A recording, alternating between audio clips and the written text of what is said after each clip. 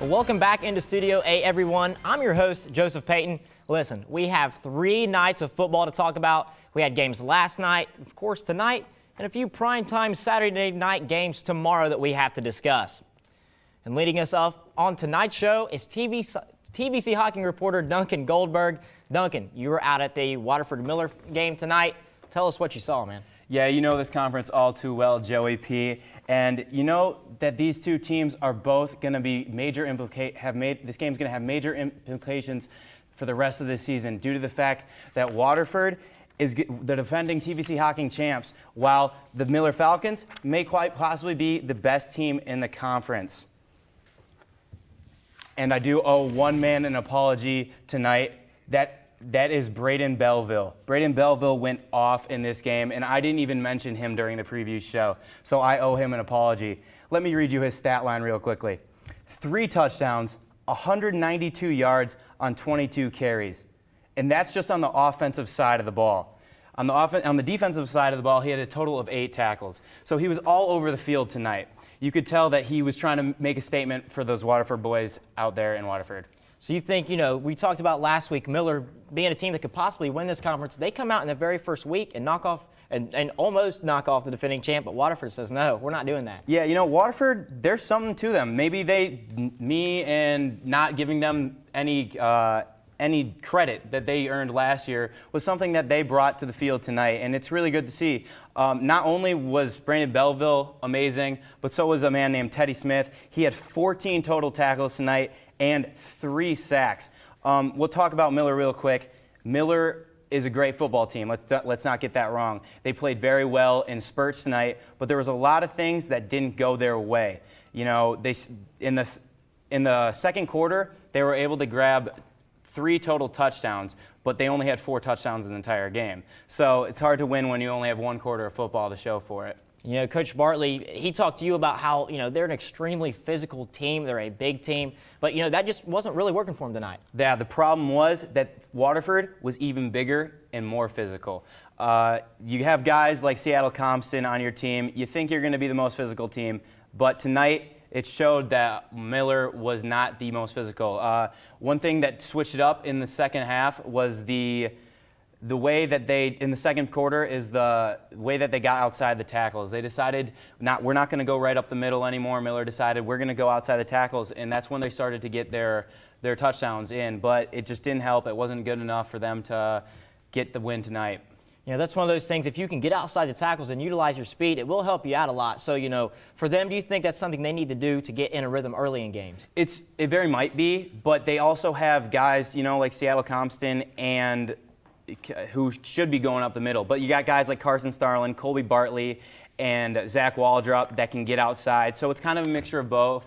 Coach Bartley's a great coach, and I wouldn't be surprised if they bounce back from this real quickly. We'll see what they can do next week. Well, in the long run, Duncan, it was Waterford's night. We appreciate you for the great work, man. Now, last night, Federal Hocking and Alexander, they went at it for the Battle of the Spacer Trophy. It was our first TVC Hocking game of the year. We had reporter Kellyanne Stitz out there to catch all of the action. Yeah, Joey P., I was able to catch the whole game last night, but unfortunately, it wasn't much of a game. The Spartans made it look easy and breezed through the Lancers' defense. Spartans took the lead early in this game and never looked back, both offensively and defensively. They brought the thunder, and the Lancers just couldn't keep up. Alexander set the tone of the game with their first possession. Connor Kimbrough sets the Spartans up for a touchdown, powering the ball down the field for 19 yards. Shortly after, Ethan Howes seals the deal and picks up Alexander's first touchdown. Spartans up 7-0 second quarter. Kimbrough, with the wind under his feet, breaks away and cannot be stopped. Flies in the end zone for a whopping 64-yard touchdown. Spartans up 14-0 again. Alexander ready for action. Caleb Beasley hands it to Kimbrough. Lancer defense trying to stop him, but they just can't do it. Kimbrough barrels in the end zone for a 16-yard touchdown. Spartans up 21-0 at halftime. Kimbrough with another one, flying down the sideline, breaking through Federal Hocking's lack of defense and powering into the end zone for a 52-yard touchdown. Lancers showed a glimpse of offense with 4:13 left in the fourth quarter. Freshman quarterback Hunter Smith launches the ball and connects with Mason Brown, getting the Spartans up for a touchdown. And the duel seals the deal. Smith connects to Mason for a 5-yard touchdown to put the Lancers on the board. But a little too late. Spartans will go on to win 42-6. The Spacer Trophy will remain in Albany for one more year. Kimbrough proved to be a powerhouse last night, totaling 153 rushing yards and 3 touchdowns. And the Lancers offense totaled 120 yards on the night. Now, you know, CK, Connor Kimbrough, he had one heck of a night. He used his speed to get upfield. He's an undersized guy, and me and you were talking earlier, it's kind of like they really have a hard time bringing him down. You think this kid's going to really have a big year? Oh, yeah. I honestly think, even though you mentioned that his height and he's a little smaller, but I think his speed and agility is incredible. He carried the team in touchdowns. Anytime he could find a hole, he just broke away. And Coach noticed that, too. He said about the team last night that he said about Connor Kimbrough, he was such a dynamic player, and he was so proud of his team. I got to catch up with him after the game, and that he's excited for the next game.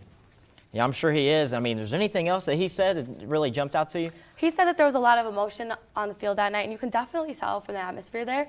A lot of penalty flags, a lot of stuff, but the kids out there definitely put their hearts on the field. They played for it all. Yeah, they definitely did. You know, the Spartans, they're going to head to Chesapeake next week. Another road game for them. You hate to start your season out with 2 road games, but I think they'll be all right. We'll see what they have in store for the Panthers next week. Kellyanne, thanks for the great work. Now, this next TVC Ohio rivalry, it does not have a trophy like the one we just talked about, but its intensity and history, it'll speak for itself. Senior reporter Eric Threet II slides on side set now to analyze the Jackson-Wellston rivalry. History, intensity, aggression, hate. There are so many adjectives to describe the longest rivalry our coverage has to offer, but more than anything, these players are excited to get back on the football field. But Wellston and Jackson, like I said, this is going to be their 106th time meeting on Saturday. They have been talking smack all week. They are very excited to get back on the football field. Week 1, it's the first time they get to hit another team. Jackson overall is 72, 27-6. Wellston is trying to end their 6-game losing streak to Jackson. They've been going back and forth all week. It's been great. It has been great, man. And me and you, we went out to the practices earlier on Thursday, I believe, when it was. And, you really got a sense that this is a big deal to these teams, despite Jackson having really been dominant the past couple years. Yeah, and I hope that Wellston comes out and is confident. You see that typically Jackson will come out and intimidate them, but this time around, I feel like both teams are confident and both teams are going to show us what they got. Now tell me this, Eric. What do you think about Travis J. John? We talked to him earlier this week. Travis J. John. I love me some Travis J. John. He's fast, and he's looking to break Wellston's rushing record of 2,046 yards, I believe. Last year, he had over 1,600, but he was splitting carries with Nick Cox. They combined for over 3,100 yards. So imagine what J. John can do this time around. They're looking to block for him. He's the leader of this team. He's getting everybody excited, and he's ready to go. We're going to try and see what's going on out in Wellston and Jackson, hear it from their perspective. And I feel you, Eric. One more question for you. Do you feel like this is probably, Wellston's best chance at upsetting the Ironmen in the last few years?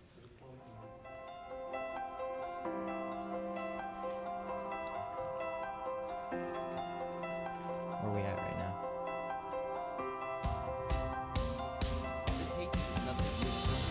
First time Wellston and Jackson played was 1898 on Saturday in Waterford, the 106th meeting between the 2 teams. Every year is their year. But yeah, again, I said Wellston and Jackson, one of the most historic rivals in our coverage. They both hate each other. They both love playing each other. And it's just, they do have a respect for each other. And they're looking forward to getting back out there and playing some good football. Hey, like you said, they have a great respect for each other. With all great rivalries comes great respect. Eric, thanks for the great work, man. Now, here we go with our tweet of the week. This week coming from @M_Benson_10. A lot of underscores in there. He says, quit acting tough. Just worry about putting more than 20 up on the board, since that's the highest score you've had since 2011. I'm telling you what, these 2 teams in Jackson County, they're probably already in uniform. They're probably watching this show in uniform right now, all ready for tomorrow night's game. Tomorrow, though, it'll be time to put up or shut up. But hey, I still love some back and forth banner on Twitter. You love to see all that stuff. Definitely getting heated up ahead of this big game tomorrow. And as you just saw, we see a lot of familiar matchups in Week 1. Fairfield Union against New Lexington, it's no different. MVL reporter Nick Ursini is here with me now. He's going to give us a breakdown of this rivalry. Joey P., a loss for New Lexington tonight would mark the 4th straight season the Panthers open up with the loss to Fairfield Union. The past 3 games have gone down to the final plays, but tonight was a different story. Now the Panthers fans came out in full effect tonight at Jim Rockwell Stadium. But hey, they did not have that much to cheer about early on. After 3 straight punts to start the game, New Lexington finally got some offense going, utilizing their 3 senior running backs to set up a 1st and goal from the 6-yard line. However, the Panthers could not convert as the Falcon defense stuffed Aaron Foreman inside the 1-yard line. The Falcons then flipped the field and drove 99 yards, led by running back Jared Porter, who rushed for a 16-yard touchdown to break the tie early in the 2nd quarter. Now, on New Lexington's next drive, Foreman coughs up the rock and Fairfield's Jared Mounts recovers it on the 39-yard line. Then 3 plays later, Porter bowls his way into the end zone. He fumbles the ball just as he crosses the goal line, but luckily his lineman is there to recover just before it rolls out. A 40-yard kickoff return sparked the next possession, and right here, Cam Bowen goes 54 yards untouched to the house, making it 14-6 before half. Both teams added another touchdown late into the 4th quarter, but it was too little, too late for New Lexington as Fairfield Union goes on to win 21-12. All right, so Nick, another opening game loss for New Lexington. This game seemed close in the first half with both teams having trouble on the offensive side of the ball, right? Exactly right, Joey P. Both teams had some good good downs here and there, but they just seemed to be on the wrong page offensively. New Lexington was definitely going with the ground and pound mentality tonight. In fact, they only passed the ball 1 time in the first half, and it wasn't even quarterback Noah Hahn who attempted the pass. Hahn was making his first career start, and he wasn't even given a chance to showcase his skills with their heavy run offense. Cam Bowen, Aaron Foreman, and John Motz lead the attack for the Panthers, but we're having a tough time exploiting the gaps that their offensive lineman was making for them. They had chances early in the game to take the lead, but could not convert, and that definitely swung the momentum in favor of Fairfield Union.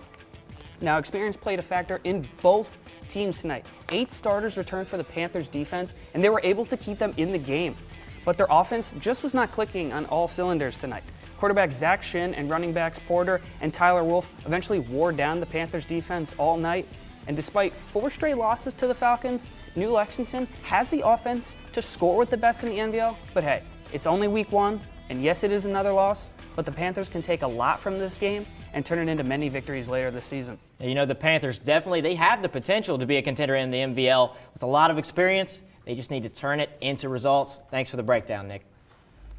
Well, if you're a football junkie and you want more info than just what our live show provides, we've got you covered. Just head on over to woub.org/gridiron. On our site, you can check out in-depth game recaps as well as previews throughout the week. Hey, we keep our site up to date so that you'll always have the latest information on what's going on in the local football world. woub.org/gridiron. That's the site for all of your football needs. And from one MVL team to another, this team, they started their season out last night against one of the best teams in the state. MVL lead reporter Scott McDonald is here with the lowdown. Yes, we had Tri-Valley, St. Vincent, St. Mary, the Irish, home of the greatest basketball player to ever play the game. You call him GOAT, I call him LeBron James. But the Irish didn't need that 6'8" freak athlete against the Scotties, as the St. Vincent St. Mary's always seemed to have full control of the game. And a big reason for this was sophomore running back Terrence Keys. The Irish relied on him heavily throughout the game. He put the team on his back to the tune of 34 carries, 150 yards, and 2 touchdowns. And this is something that we are not used to seeing. Tri-Valley in this game was getting absolutely bullied up front for much of the game, and the Irish line was not allowing any push whatsoever. This allowed the Irish to maintain control of the clock. An example of this was the first possession of the second half was a 13-play drive. 10 of those plays were rushes by Keys, including the leap over the hog mollies for 6. Now, on the other side, Tri-Valley's offense was, just stagnant. Their bread and butter plays that usually work so well were often being stuffed. Those quarterback keepers, the read options, the 25-26 dives and powers were being met in the hole by Irish linebackers. Every inch was fought for, and those inches are what win the game. Unfortunately for the Scotties, they were unable to get enough of those in this game. But if you are looking for this bright spot, it came at the very end, the final drive for the Scotties when they had the connection of Andrew Newsome. Jake McLaughlin was in midseason form. On that drive, they hooked up 4 times, including the touchdown that brought the game within 1 score. But you would expect an onside kick at that point, but instead they went for a pooch kick right into the Irish up man's hands. But there was no reason to tuck your tails between your legs, Scotties. Hey, you know, the Scotties, they really have... I thought we did a lot of things well, to be honest with you. And, I'll reserve some judgment for the film, but, I was proud of the way our kids fought the entire game. We've had, there's a lot of teams that down 21-7 late are going to pack it in, but I thought our kids fought to the very end, went down and got a score, gave ourselves an opportunity to onside kick. So I think overall there's a lot more things to build on than tear down. And the kind of the struggles with the... So really, Scott, it sounds like the Scotties really have nothing to be down about. Oh, none at all. I mean, this is going to be the toughest team that they play all year. And, of course, you learn more in losses than in wins. So I expect the Scotties will rebound from this in a big way next week against Morgan. Right. They really held their own out there last night, and I think they'll be all right moving forward. Thanks for the great work, Scott. Now check this out, our Snapchat of the week coming from the wild and wonderful state of West Virginia. Those Wahama boys, they look like they got some new threads. The helmets, clean. The all-white lid, hey, it's a nice look on you guys. I love when teams break out new uniforms, man. I'm pretty much a uniform junkie myself. And these, they're just too smooth. I'm definitely going to have to get out there and see these for myself up close in person. Thanks for sharing that with us, guys. And out in Greenfield tonight, two of our newest teams squared off in what has turned into pretty much a rivalry. So we sent two of our reporters to catch McLean and Edina in action. Blake Baker and Nick Niehaus join me on side set now. Boys, did this matchup have that traditional rivalry flair? Well, the first Friday night under those lights was motivation enough, but you could tell there was some added motivation to each sideline. Yeah, this game gave McLean its only win of last season. And Edina won 2 of its last 3 games in 2016 and had something to prove on this trip to Greenfield. Not to mention, the Warriors head coach was once a defensive coordinator for McLean's current head coach. So yes, this game tonight did have some of that spice, but the product on the field didn't quite compare to the competitiveness we normally see between rivals. Edina seemed to just eat away at that Tiger defense tonight. How were the Warriors able to maintain steady drives? The inside running game fueled those consistent and effective drives. Edina got a plethora of playmakers involved. Cam Nichols carried a good load at tailback, Dalton Metzger threw some good lead blocks and even picked up yards himself. And don't forget about J.D. Blevins, who did a great job of managing the game from start to finish from that quarterback position. He made good reads in the option offense and had some good vision when it was his turn to run the ball. That offense would not have packed the same punch tonight without Blevins taking those snaps. And we have Cam Nichols coming up the left end on this, and this will be the first touchdown of the season. That's Cam Nichols on a left pitch from J.D. Blevins. So now McLean is down 6-0 after a mixed extra point, and they are forced to respond. Formidable playmaker Darius White takes one up the right side and shoves the defender out of bounds for a 24-yard gain. But on the very next play, he's going to make the biggest mistake on the night as he fumbles one that he runs up the middle, and Edina is all over. They're going to get another chance on the offensive end. Not only Edina can hurt you on the running game, but through the air as well, as we see J.D. Blevins throw this one up for Caleb Vogelsong, who had a great catch, top play nominee for them. Yeah, and following this one up is true freshman Preston Sykes, who actually took a snap at the quarterback position early in the game. This time he's on the receiving end of a 22-yard dart from J.D. Blevins, and that's going to set up the very next play where Preston Sykes goes up and comes down with a touchdown, his very first in a varsity uniform. That one from Blevins, great throw from him, and that would put the Warriors up 14-0, a lead they would not relinquish. Yeah, that would not be the last touchdown of the night, however, for the Warriors, as they ended up winning the game 27-0. Guys, that McLean defense was on the other end of a pretty big night for the Warriors. What do you guys think that the Tigers can do to shore up the D from here on out?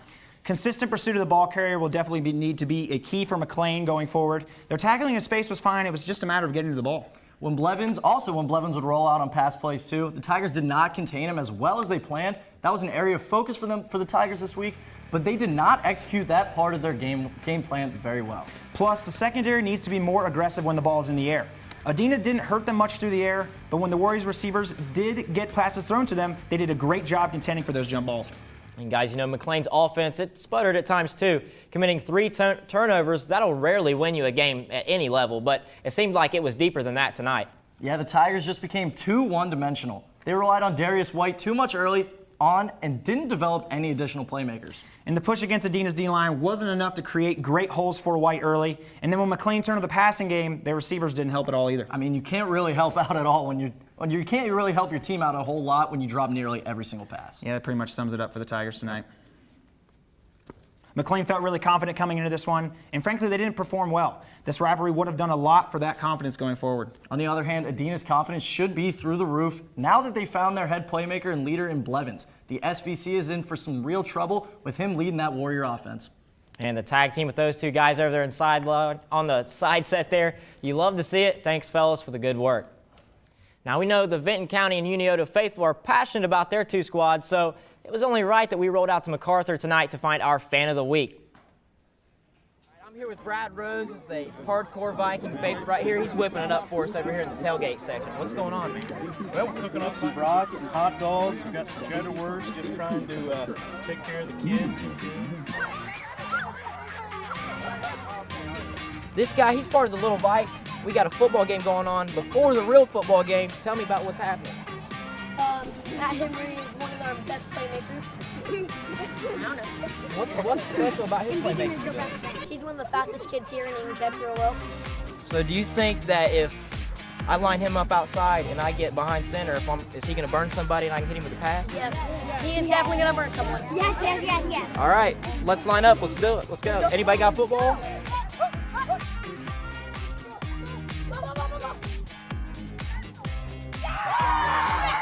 Matt caught the TD pass from me. It wasn't that great of a pass, but he caught it for 6. He's our Fan of the Week, baby.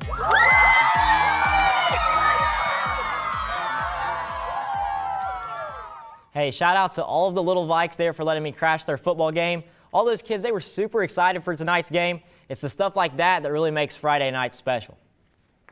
But all those fans you saw, they didn't make the trip to MacArthur for just some dud of a game. This was the game of the week, and boy did the Vikings and Sherman Tanks show out tonight. They were all ready to rock and roll. Now, all of us here at Gridiron Glory, we were excited for this one, especially this guy right here, TVC Ohio lead reporter Clark Wicks. He was there with me to see which team would secure their first win of the season. Clark, tell me what the people missed if they were at home. Oh, Joseph, you left too early, man. You missed an old-school, hard-nosed defensive game. Neither offense could get anything going as we saw 3 turnovers before anybody found the end zone. But that didn't stop those Vikings fans. They came out to see one thing, their boy Nayland Yates. He's on our watch list for Gridiron Glory Player of the Year, but on just his second play of the opening drive, he gets picked off by Unioto defensive back Dalton Poole. Luckily for the Vikings, Unioto quarterback Gabe Fisher struggled early on as well as he completed just 4 passes in the first half. Now ask Big Sean, there's only one thing he can do after taking an L. You got to bounce back, and that's exactly what Nayland did on a 30-yard toss to fellow senior captain Hunter Nichols. Now don't forget that name, we're going to see him later. 2 plays later after that, Chance Harris picks off Nayland Yates for his 3rd interception of the quarter. Now remember Smith's name as well, sorry. 2 plays later, we see a high snap instantly followed by a swarm of maroon jerseys as Hunter Nichols picks up the ball and runs it back for 35 yards and a touchdown. First touchdown of the game comes on defense. Now, after that play, we see Hunter Nichols again, receives the pass from Nayland Yates, runs it out to the midfield line, and then he gets stripped by Chance Harris, who runs it all the way back 30 yards, 6 points right there, 2 picks or 2 turnovers, 6 points for his Tanks. That's they went on to roll it. Right there. Oh yeah. Went on to win it 30-13.